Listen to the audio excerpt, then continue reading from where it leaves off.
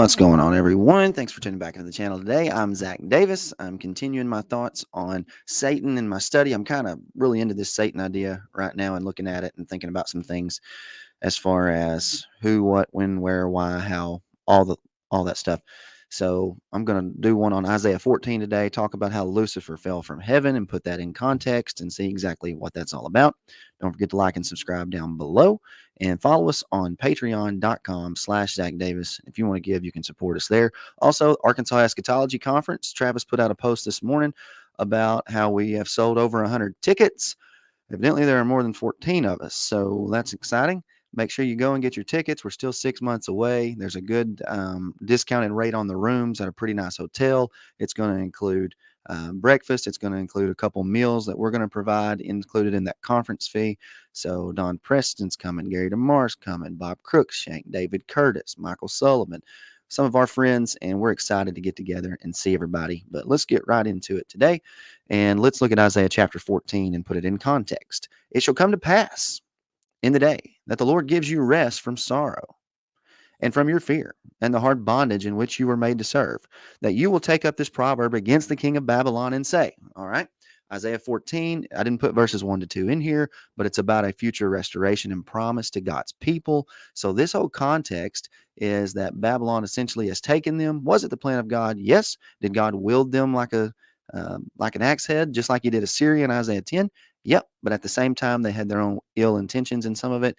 So now there's a proclamation that comes against Babylon, and that's what this entire chapter is about. And if you have a Bible in front of you, most of your headings in the New King James, depending on which version or whatever you have, my heading in my Bible says the fall of Babylon over the top of Isaiah 14 and verse 3.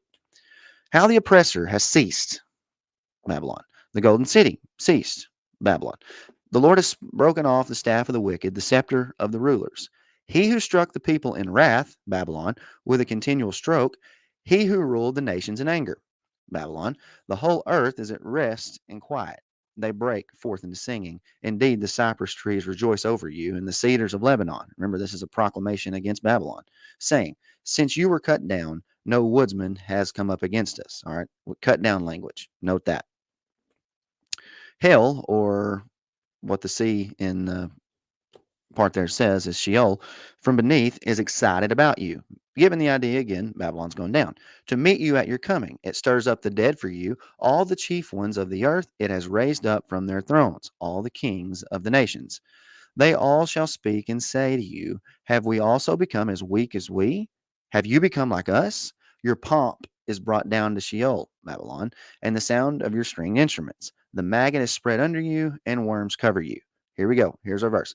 How you are fallen from heaven, O Lucifer, or literally day star, son of the morning, how you are cut down to the ground, you who weaken the nations. Now, what's our entire thought scheme been so far in Isaiah 14? The fall of Babylon. We've already seen Babylon cut down. We've already seen Babylon fallen. Well, what does it mean when it says how you are fallen from heaven? Well, heaven gives the idea of the ruling power, which is exactly what Babylon was. Now, Babylon has been cut down. She's fallen from heaven, or Lucifer here has fallen from heaven, meaning that the right to rule has been lost. That is so important for what I'm going to do this Sunday in my Sunday school class. I'm going to have to go back here and show this to my people real quick. But when I get to Revelation 12 and talk about the accuser of the brethren being thrown down and Satan falling, I saw Satan fall in the New Testament. I think we're getting the same exact language that's coming from Isaiah 14. So we've already seen this, and this is about Babylon falling, not some spiritual being that's literally falling out of heaven. How you were cut down to the ground, you who weakened the nations, Babylon, who took them over. For you have said in your heart, I will ascend into heaven. Did Babylon literally ascend into heaven? No, but they took the ruling power, and that's the way that this idea, especially in the Jewish mind, would have worked. And that's the way that our mind needs to work. I will exalt my throne above the stars of God. I will also sit on the mount of the congregation on the farthest sides of the north. Well, that's what Nebuchadnezzar did. He built his image, says, fall down and worship me. Didn't understand his dream that Daniel interpreted for him. So that was the scheme and the stigma of Babylon. Even though God used them for good, they had their own motives in mind. I will also sit on the mount of the congregation on the farthest side of the north. I will ascend above the heights of the clouds. I will be like the Most High. That's what Babylon said. Yet you shall be brought down to Sheol, to the lowest depths of the pit. Those who see you will gaze at you and consider you, saying, is this the man who made the earth tremble, who shook kingdoms? That's how low God would bring them down. Who made the world as a wilderness and destroyed its cities, who did not open the house of his prisoners. All the kings of the nations, all of them sleep in glory, everyone in his own house, but you're cast out of your grave like an abominable branch, like the garment of those who are slain, thrust through with the sword, who go down to the stones of the pit, like a corpse trodden underfoot. You will not be joined with them in burial, because you have destroyed your land and slain your people. The brood of evildoers shall never be named. Prepare slaughter before his children, because of the iniquity of their fathers, lest they rise up and possess the land, and fill the face of the world with cities. For I will rise up against them, says the Lord of hosts, and cut off Babylon, the name and remnant, and offspring and posterity, says the Lord. I will also make it a possession for the porcupine and marshes of muddy water. I will sweep it with the broom of destruction, says the Lord. The whole context is the fall of Babylon. So, can I use Isaiah chapter 14 to talk about a spiritual being falling out of heaven? No.